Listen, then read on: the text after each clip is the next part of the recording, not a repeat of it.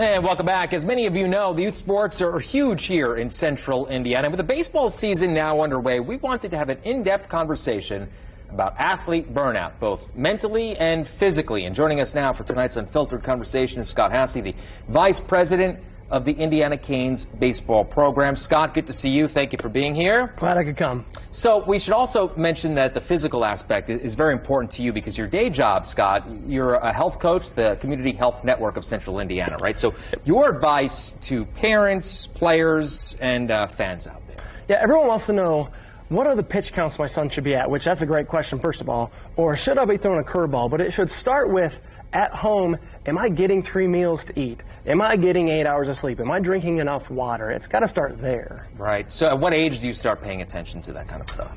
So in our organization, we start at 8U. We go all the way up to 17U. So our 8-year-olds are getting the same information that our 17-year-olds are, which start right there. Okay. So when you have these conversations with parents, what type of feedback do you normally get?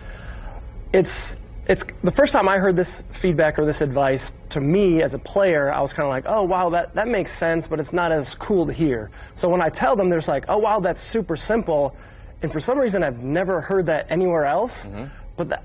But you tell anyone that's trying to get healthy, it starts there, and then we can work on exercising. Then we can work on pitch counts and mechanics and those fun things, but it has to start with being healthy first. Right, and this is for all sports, right? Not just, I mean, I know you're a baseball guy, so am I, but this is for all sports, soccer, football, basketball, right? I mean, it's very important, sleep and nutrition. Base level, what do you recommend when it comes to nutrition? For nutrition? Yeah. It can be crazy, it can be elaborate, but honestly, it's as simple as, are you eating 3 meals a day? High school players are always like, oh, I'm trying to gain weight, or some people are fatigued, or am I eating the right thing? Should I eat this or that? And there's books and everything. But it starts with, are you just getting enough food, period? And then from there, once you have a foundation, which most people don't, then you can tweak and you can add from there. People might be watching this and they might be saying, oh, you're talking about 8, 9-year-old kids. Why is it so important? But it really is a very important thing to take in, right? Yeah, I mean, from a baseball standpoint, we love guys that throw hard and hit hard and swing hard. But in order to do that, the body has to perform at a super high and elite fast level. And you've got bone structures that aren't fully developed. You've got muscle tone that isn't fully developed. And you're asking a lot out of them, which is great and it's fun, but at what cost? So if we can lay the foundation and feel more confident to ask a lot out of the athlete, then we feel a lot better. When it comes to the mental part of the game, with kids playing so many games these days, how concerned are you about them getting mentally burned out? I am concerned because at scale, it's really tough to control that, because I know if I work one-on-one with a family or even with a team, I know I have more control. I can consider different variables. But again, at scale, when you're talking about the masses of all the baseball players and all the baseball families, it's a struggle because most of them are going to want what's best for them, but they get so lost in all of the information and all the fun and all the weekends.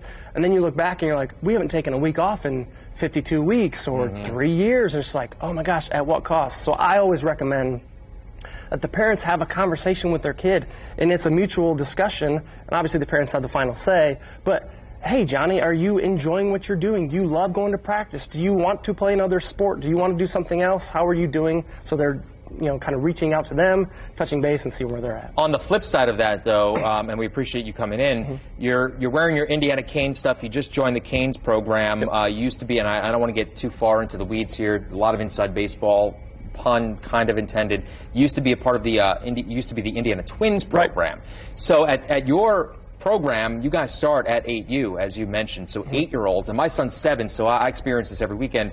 What do you say to folks who say, hey, maybe 8U's a little too young to be doing travel, and they should be doing rec? Yeah, so again, having that conversation with their son, the transition typically happens, and I'm okay with it, when people say, hey, they're just so much better than their peers and they're just bored at practice. That's a good time to start having that conversation. But even then, I've got a 3-year-old, I've got an almost 1-year-old, and with them, I'm like, what do I do? So we are the right place for the right parents that are invested, and the kid wants to play, the player wants to play. But if they're just not ready and they love the other sports and they don't want to invest the time, absolutely. Do what you want to have, like, fun first, health first, make sure the family logistically, there's a lot of decisions that go into it. It's not a simple answer. 30 seconds left, your takeaway for high school athletes out there? Take care of your sleep, take care of your water, take care of your food, because if you're not taking care of those, you might have dead arm, you might be more at risk for injury, you're not going to perform as well, your off speed's not going to look as good. Take care of those first and then work on everything else. Scott, always good to see you, man. Thank Thanks, you very Phil. much for being here. Appreciate you.